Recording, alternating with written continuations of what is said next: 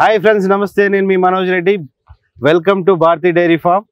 Bharati dairy farm YouTube ఛానల్ని subscribe చేయండి.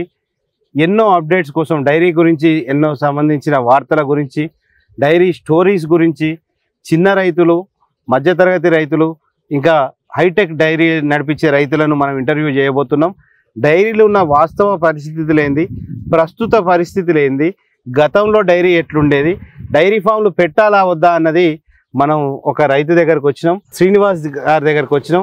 శ్రీనివాస్ని అడిగి మనం ఇప్పుడు డైరీని సక్సెస్ఫుల్గా రన్ చేస్తూ, ఎన్నో సంవత్సరాలుగా సక్సెస్ఫుల్గా రన్ చేస్తూ ఈ ప్రాంతంలో ఒక మంచి పేరు తెచ్చుకున్న రైతుగా, లాభసాటి డైరీని నడిపించుకునే విధంగా పేరు తెచ్చుకున్న రైతు.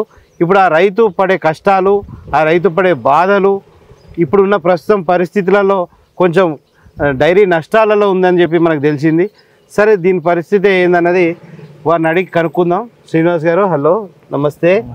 ఇప్పుడు డైరీకి, అసలు డైరీ ఫామ్కి పెట్టాలని చెప్పి ఆలోచన ఎప్పుడు వచ్చింది? మీరు ఎన్ని సంవత్సరాల నుంచి డైరీ ఫీల్డ్లో ఉన్నారు? 2010లో ఆలోచన వచ్చింది. 2010 డిసెంబర్లో స్టార్ట్ చేయడం జరిగింది.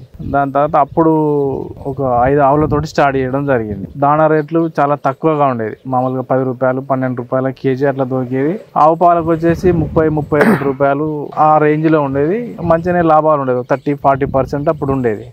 అప్పుడు ఉన్న ఆవుల కాస్ట్ కూడా 30-40 వేలకే 20 లీటర్లు ఇచ్చే ఆవు దొరికేది అప్పుడు ఆ సిచ్యువేషన్. ఇప్పుడు ఏమైతుంది, ఒక 20 లీటర్ల ఆవు తేవాలంటే 1,50,000 రూపాయలు అవుతుంది. 1,50,000.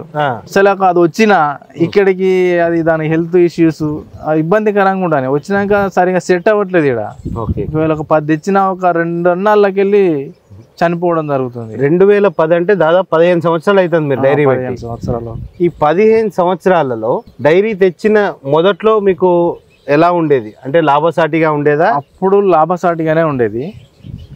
క్రమంగా ఈ దాణా రేట్లు, లేబర్ రేట్లు అన్నీ పెరిగే వరకు ఈ పాల రేటు, వాటితో పాటు పాల రేటు కూడా ఆ విధంగా పెరగలేదు. పెరిగిపోయే వరకు డైరీ ఫామ్లో ఇప్పుడు ప్రజెంట్ సిచ్యువేషన్ అయితే 20% అంతే.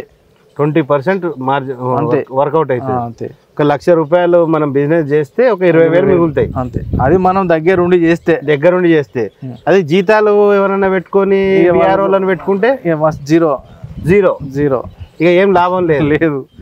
ఇప్పుడు 20% వచ్చినా మరి కొన్ని బిజినెస్లతో పోలిస్తే 20% వస్తే నయమే అంటారు. కానీ అంటే ఇప్పుడు అది మనం అన్ని ఖర్చులు పెట్టుకుంటే మాత్రం కష్టం సార్. ఓకే.